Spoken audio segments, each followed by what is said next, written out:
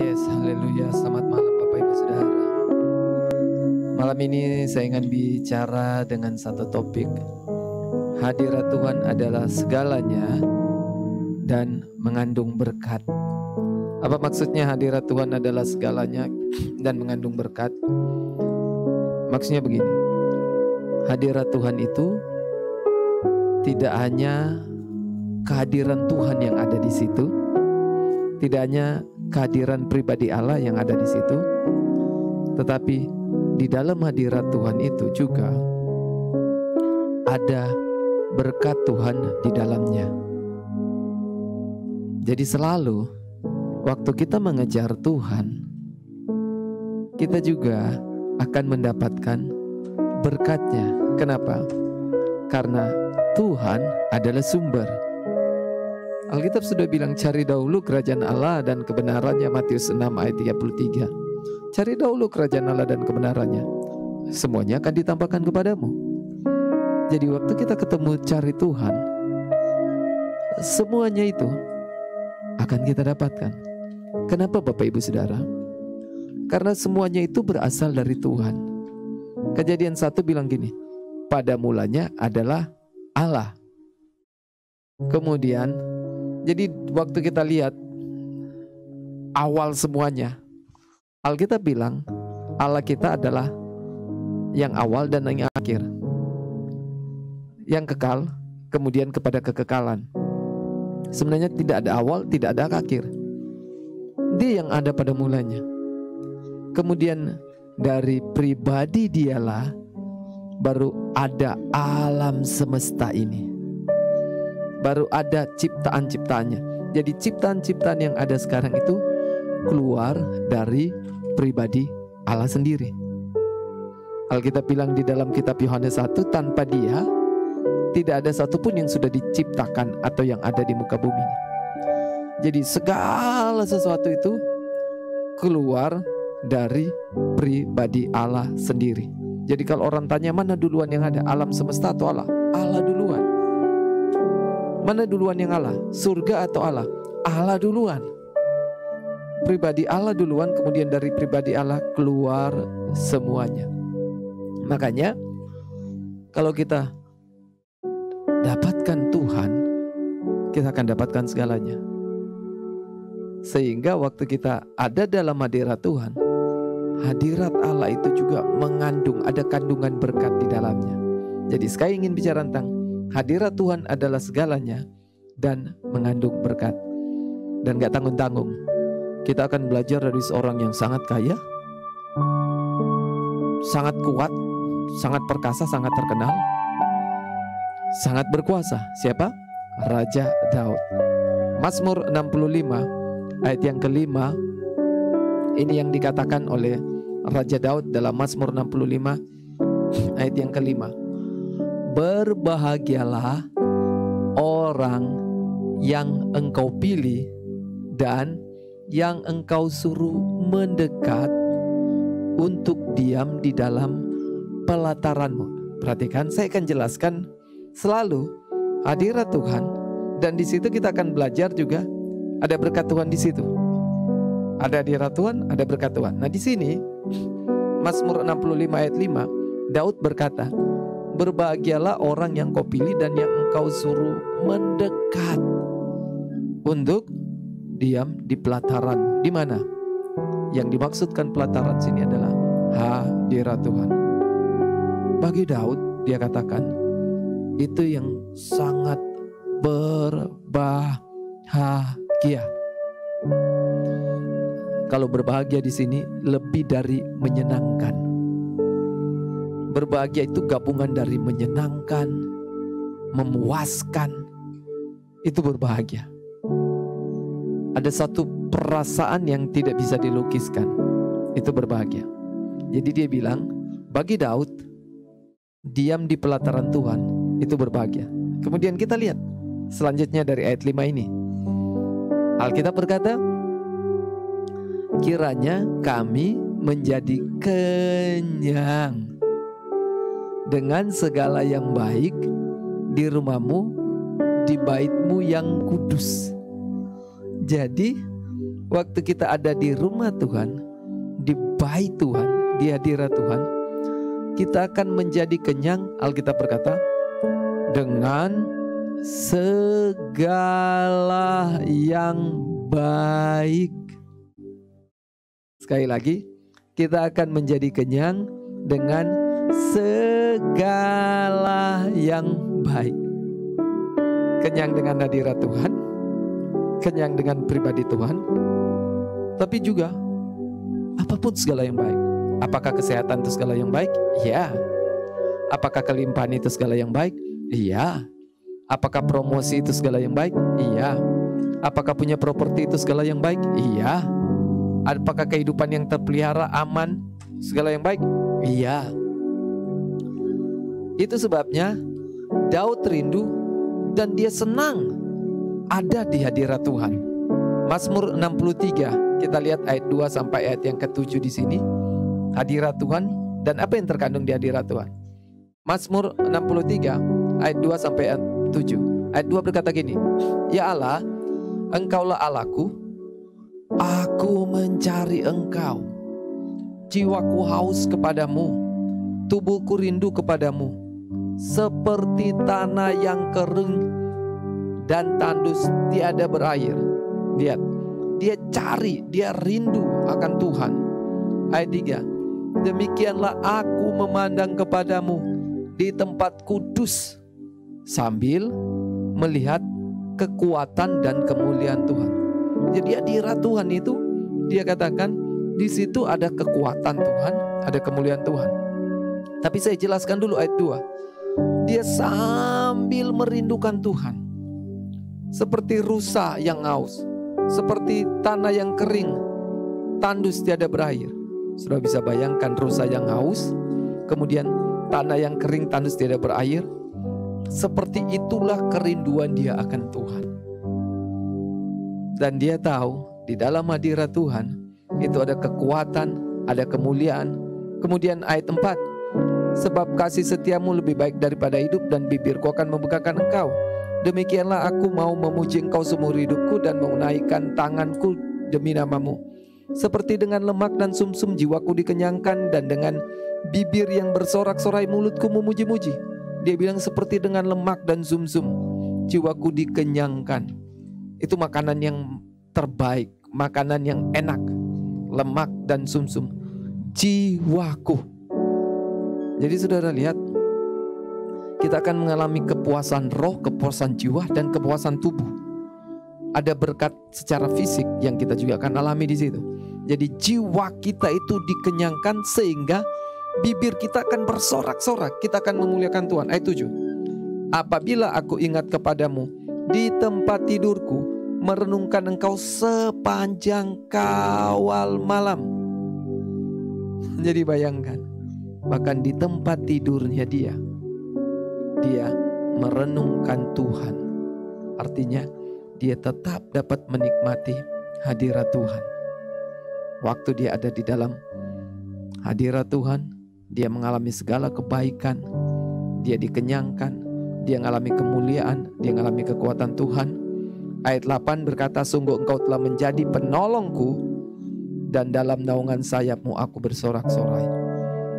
Jadi di dalam hadirat Tuhan dia mengalami pertolongan Tuhan. Kita lihat Mazmur 27. Ini pernyataan dari Daud, ayat 4 dan ayat 5, Mazmur 27, ayat 4 dan ayat yang kelima. Mazmur 27. Satu hal telah kuminta. Lihat, satu hal telah kuminta kepada Tuhan, itulah yang kuingini. Dia minta, dan permintaannya dia adalah keinginan dia. Apa? Diam di rumah Tuhan seumur hidup. Wow, saudara, waktu Daud ada di padang belantara mengembalakan kambing domba, wajar dia punya banyak waktu. Ketika kosong, ketika senggang, dia cuma berhadapan dengan kambing domba, dia nggak tahu mau ngapain. Kambing domba juga nggak terlalu banyak. Wajar dia suka akan hadirat Tuhan, karena tempat itu sepi, sunyi. Dia nggak tahu harus ngapain. Dia main kecapi, dia nyanyi menyembah Tuhan, wajar. Tapi ketika dia sudah berhasil, Dia punya takhta, kerajaan, kekuasaan. Tapi ternyata dia tetap mengakui bahwa kekayaan, kekuasaan, tahta, istri-istrinya yang cantik, semua itu tidak dapat mengalahkan hadirat Tuhan. Makanya dia berkata, satu hal telah kuminta kepada Tuhan, itulah yang kuingini, yaitu diam di rumah Tuhan seumur hidupku, menyaksikan kemurahan Tuhan dan menikmati baiknya. Dia menikmati hadirat Tuhan, tapi di situ dia bilang, di hadirat Tuhan dia akan menyaksikan kemurahan Tuhan. Apa tuh kemurahan Tuhan? Kemurahan Tuhan artinya kasih karunia Tuhan demi kasih karunia Tuhan di sepanjang hidupnya dia. Ayat 5. Kita lihat berkatnya juga. Tadi berkat kemurahan Tuhan, tapi berkat yang lain. Sebab ia melindungi aku dalam pondoknya pada waktu bahaya. Ia menyembunyikan aku dalam persembunyian di kemahnya. Ia mengangkat aku ke atas gunung batu. Kalau di sini berkat yang disampaikan oleh Daud, selain dia bilang dia mengalami kemurahan Tuhan, kan orang kalau dia diberkati dia bilang kemurahan Tuhan. Kalau dia dipromosikan dia bilang kemurahan Tuhan. Kalau dia dapat harta dia bilang kemurahan Tuhan. Semua karena kemurahan Tuhan. Tapi juga di sini dia bilang selain berkat yang itu, dia bilang di dalam hadirat Tuhan dia mengalami perlindungan. Dia disembunyikan sehingga musuh nggak bisa mendapatkan dia.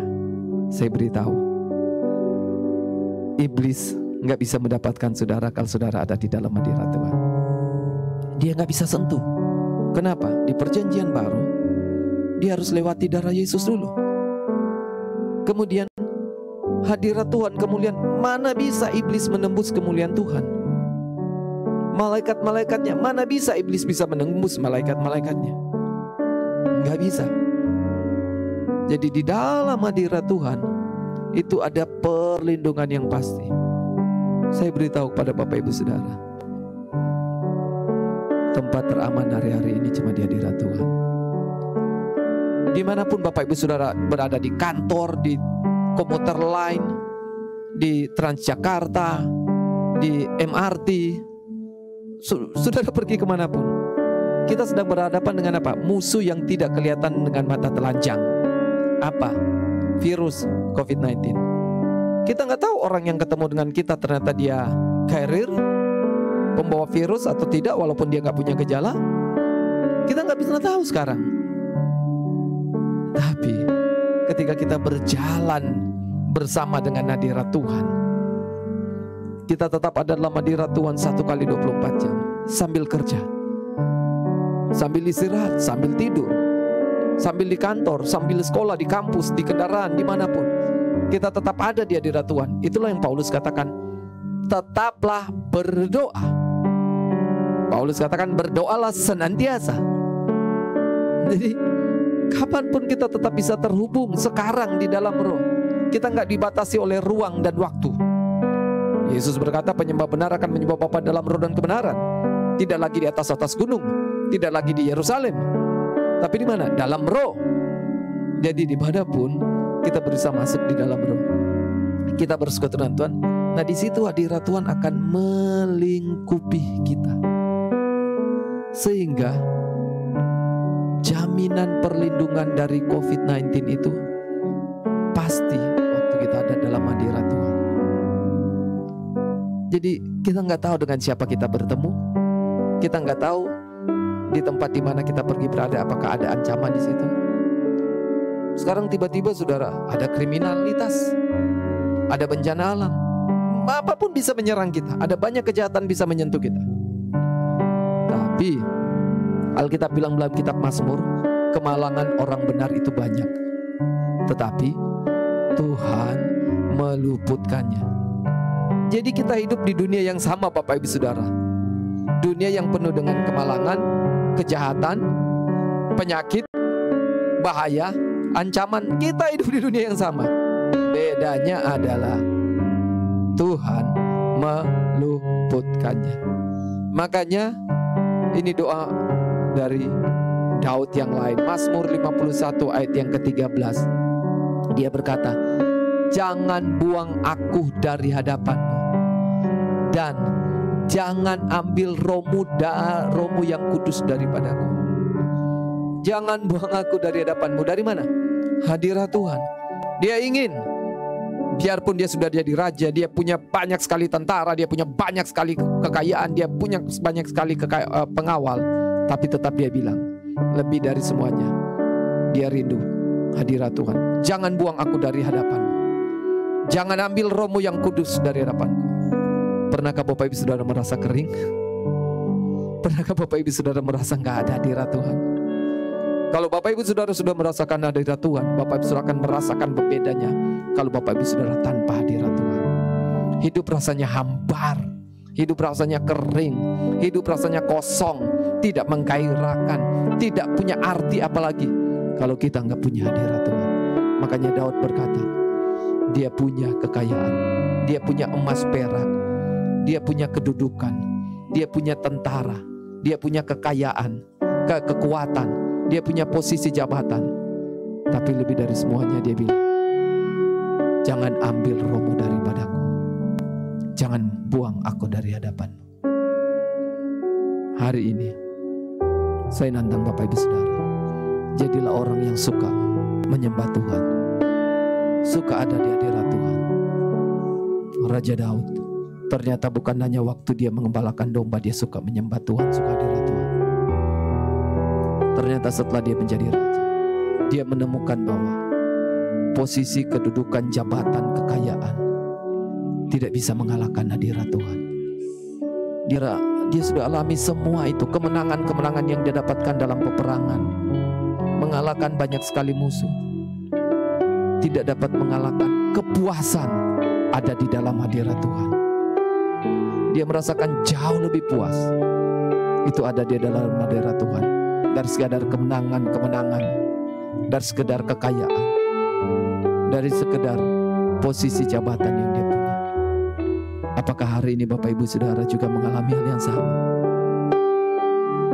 Menemukan bahwa enggak ada artinya kita punya uang banyak, posisi, karir, bisnis. Apakah Bapak Ibu sudah merasakan bahwa Tuhan, saya merindukan Engkau lebih dari segalanya. Jangan ambil rohmu dariku, jangan buang aku dari hadapan-Mu.